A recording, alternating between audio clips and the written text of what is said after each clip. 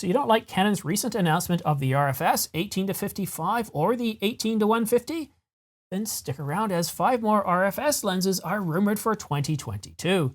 Details coming up, but first I encourage you to subscribe and choose all notifications so you're kept informed on the latest camera gear, news, and rumors. According to Photo Rumors, I received a tip with a Canon EOS RFS mirrorless lens roadmap. Here are the upcoming APS-C lenses: RFS 22mm f2 STM, the RFS 11-55mm f4-4.5 image stabilized STM, the 55-250mm f4.5 to 7.1 also image stabilized STM, the 16-55mm f2.8 image stabilized USM, and the 35mm f1.4 STM. I'm not taking stock in this so-called tip. There's no mention whether it comes from trusted or well-known sources or that the information has been validated, that they're getting a tip. Somebody's just sending in an email. How do we know that Pete Breen didn't just send in his thoughts on what we should be getting this year for RFS lenses on Canon's roadmap and simply masking it as a rumor or a tip? Here's a list of the top 5 EFS lenses sold on Amazon, and if I was Canon, I'd go after the most popular focal lengths for new RFS lenses based on my top sellers of EFS lenses. And while we don't have Canon's internal figures, we can use Amazon sales data as a good proxy.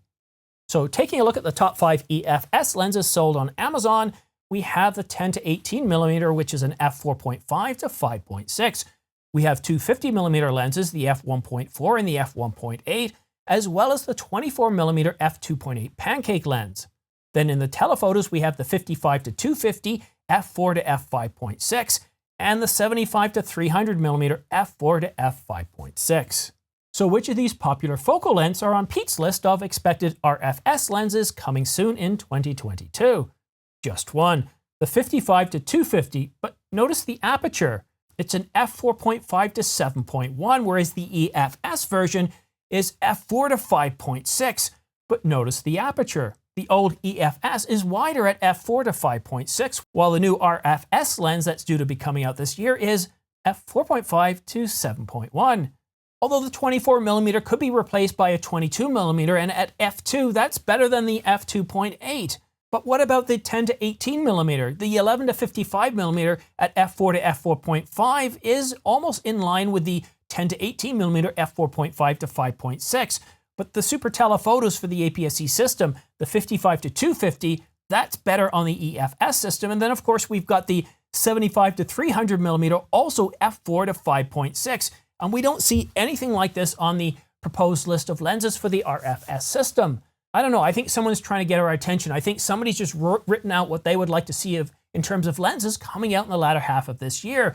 Maybe they pre-ordered the R7, maybe they pre-ordered the R10, and these are lenses they want to see, so they're trying to create some sort of dynamic. They're trying to create an excitement in the marketplace, and who knows, maybe in a lottery type situation where they have a 1 in a million chance of getting an engineer from Canon to listen up and say, hey, you know what, this guy's right. Maybe, just maybe we'll go ahead and produce some of these. Yeah, no, that's not how the world works. I'm not really taking any stock in this. It's completely speculative. If Craig was around, he'd mark it as a CR0. And certainly, while some of these do make sense, like the 22mm, I like the 22mm, it looks good. The 32mm, it looks good as well. The 11-55mm, what about some of the existing top-selling lenses for the EFS system? There's some things that are missing here. And of course, the aperture being wider on the older lenses, but not the newer ones. Is this the Canon cripple hammer, or are these rumors completely out to lunch? Let me know what you think in the comment section down below. So if you want to stay up to date on the latest camera news and rumors or lens rumors, then go ahead and subscribe, but make sure you choose all notifications. By clicking on all notifications, what that ensures is that you're going to get notified by YouTube as soon as I publish a video. So that way you stay up to date on all the latest camera news and rumors. Instead of you checking Twitter feeds all over the place, checking websites, YouTube channels, by subscribing to me, you're going to get it all in one place, whether it's Canon, Sony, Nikon, Pentax, Olympus, Panasonic, all of it's covered here. Thank you so much for watching. We'll see you again soon.